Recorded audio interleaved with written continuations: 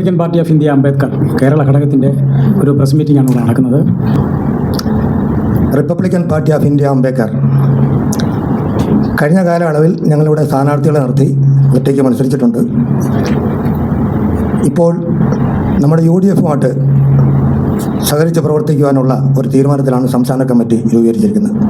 Republican Party of India 1956 doctor BR Ambedkar register ചെയ്ത് പ്രവർത്തിച്ചു വരുന്ന ഒരു പ്രസ്ഥാനമാണ്.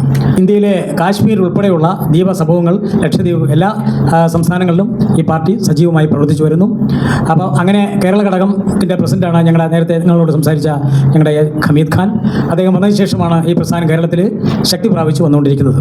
10ഓളം മണ്ഡലങ്ങളിൽ ഞങ്ങൾ മത്സരിക്കാൻ തയ്യാറെടുത്ത് നിൽക്കുമ്പോഴാണ് ഞങ്ങൾ കഴിഞ്ഞ ജനുവരി മാസം ശ്രീ UDF കൺവീനർ ശ്രീ അടൂർ പ്രകാശിനും അതിൻ്റെ ചെയർമാൻ ശ്രീ VD സതീശൻ പ്രതിപക്ഷ നേതാവിനും ഒക്കെ ഞങ്ങൾ KC വേണുഗോപാൽ ഉൾപ്പെടെ ഇങ്ങനെ ഒരു നിവേദനം സമർപ്പിച്ചു. ഞങ്ങളെ കൂടെ ഈ ഘടകകക്ഷിയിൽ ഉൾപ്പെടുത്തി പ്രവർത്തിപ്പിക്കാമെങ്കിൽ ഞങ്ങൾ ഈ സജീവമായി പ്രവർത്തിക്കാം എന്ന് നിവേദനം കൊടുക്കുകയും 3 പ്രാവശ്യം ഇതിനിടയിൽ പ്രതിപക്ഷ നേതാവിൻ്റെ വീട്ടിൽ വെച്ച് ചർച്ച നടത്തുകയും ചെയ്യുമ്പോഴാണ് ഈ VD സതീശൻ്റെ പൊതുയുഗ യാത്ര ആരംഭിച്ചതും. അങ്ങനെ ഞങ്ങളെ മെനഞ്ഞാന്ന് രാത്രിയാണ് അദ്ദേഹം ഞങ്ങളെ വിളിച്ച് സന്ദേശം തന്നു. നിങ്ങളെ ഘടകകക്ഷിയായി ഉൾപ്പെടുത്തിയിട്ടുണ്ട്, അസോസിയേറ്റ് മെമ്പർഷിപ്പ് പറഞ്ഞു, നിങ്ങളെ അസോസിയേറ്റ് മെമ്പർഷിപ്പായി ഉൾപ്പെടുത്തിയിട്ടുണ്ട്. എല്ലാ കാര്യത്തിലും സജീവമായി മുഴുവൻ ജില്ലകളിലും നിങ്ങളുടെ സാന്നിധ്യം ഉണ്ടാവണം.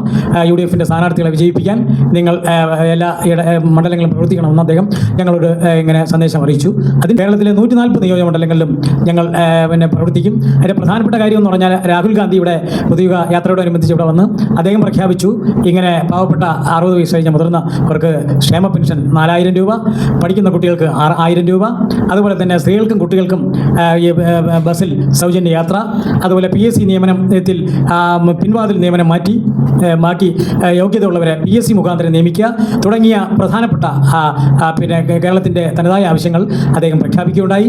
അങ്ങനെ UDFൻ്റെ പ്രകടനപത്രികയിലും ഞങ്ങൾ കഴിഞ്ഞ കോർപ്പറേഷനിൽ ഇതേ വേദിയിൽ വന്നിരുന്ന് പ്രഖ്യാപിച്ച കാര്യങ്ങൾ മുഴുവനുമാണ് UDF പറഞ്ഞിരിക്കുന്നത്. ആയാലും ഈ 140 സ്ഥലങ്ങളിൽ നിയോജകമണ്ഡലങ്ങളിൽ മത്സരിക്കുന്ന മുഴുവൻ സ്ഥാനാർത്ഥികളും നല്ല ഭൂരിപക്ഷത്തിൽ വിജയിക്കാൻ Republican Party of India Ambedkar കേരളത്തിലുടനീളം സജീവമായി പ്രവർത്തിക്കുന്നു എന്ന് അറിയിക്കാൻ വേണ്ടിയാണ്. സംസ്ഥാന പ്രസിഡന്റ് ശ്രീ ഹമീദ് ഖാൻ അതിനകത്ത് ഉണ്ട്, ജനറൽ സെക്രട്ടറി ശ്രീ ഐത്തിയൂർ സുരേന്ദ്രൻ, ഞങ്ങളുടെ സെക്രട്ടറിമാരായ ശ്രീ സതീഷ് മണക്കുന്നിൽ, ശ്രീ മോഹനൻ ചെങ്ങന്നൂർ, അദ്ദേഹം ശ്രീ സോമരാജൻ ജില്ലാ പ്രസിഡന്റ് കോട്ടയം, അതുപോലെ തന്നെ നമ്മുടെ കൊല്ലം ജില്ലാ പ്രസിഡന്റ് ശ്രീ റാം KC സജീവ്, പത്തനംതിട്ടയിലെ ഞങ്ങളുടെ സംസ്ഥാന സെക്രട്ടറി ശ്രീ രാജേന്ദ്ര പ്രസാദ്, അതുപോലെ ആലപ്പുഴ ജില്ലയിലെ ജില്ലാ സംസ്ഥാന സെക്രട്ടറിയായ ശ്രീ മോഹനൻ ചെങ്ങന്നൂർ തുടങ്ങിയവരാണ്.